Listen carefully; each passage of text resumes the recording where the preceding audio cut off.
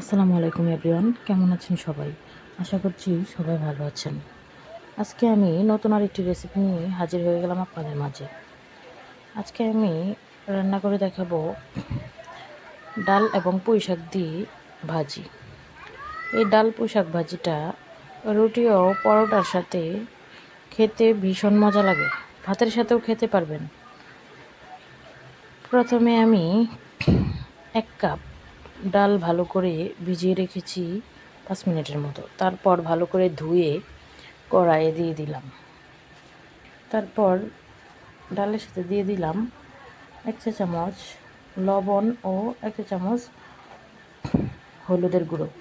তারপর সামান্য পরিমাণ তেল ও পানি দিয়ে চুলাটা অন করে কিছুক্ষণ এই ডালটা আমি রান্না করব।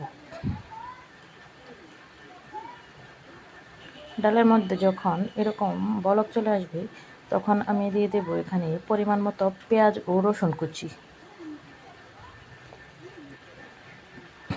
এগুলো দিয়ে আবারও নাড়াচাড়া দিয়ে কিছুক্ষণ রান্না করে নেব এবং কয়েকটা কাঁচামরিচের ফালিও দিয়ে দিয়েছি এখানে। তারপর কিছু পুঁই শাক আমি কেটে ধুয়ে রেখেছি। এখন সেই ডালের মধ্যে পুঁই শাকগুলো দিয়ে দেব। এখন মিডিয়াম আঁচে ডাল এবং পুঁই শাকগুলোকে ভালো করে সিদ্ধ করে নেব।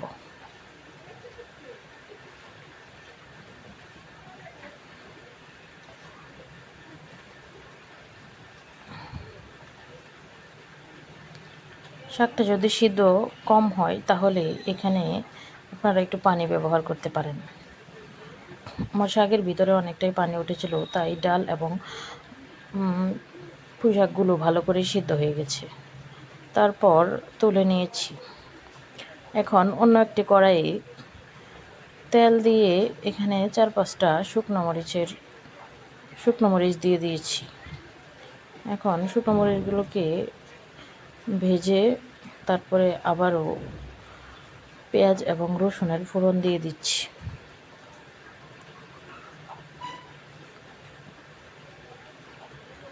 পেঁয়াজ রসুনটা ভালো করে ভেজে নিয়ে ওই রান্না করে রাখা ডাল এবং পুঁই শাকের মধ্যে দিয়ে দিয়েছি।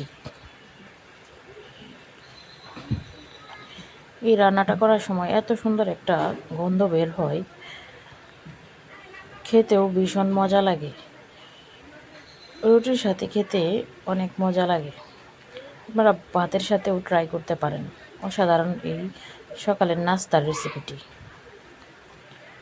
ধন্যবাদ সবাইকে ভিডিওটি দেখার জন্য।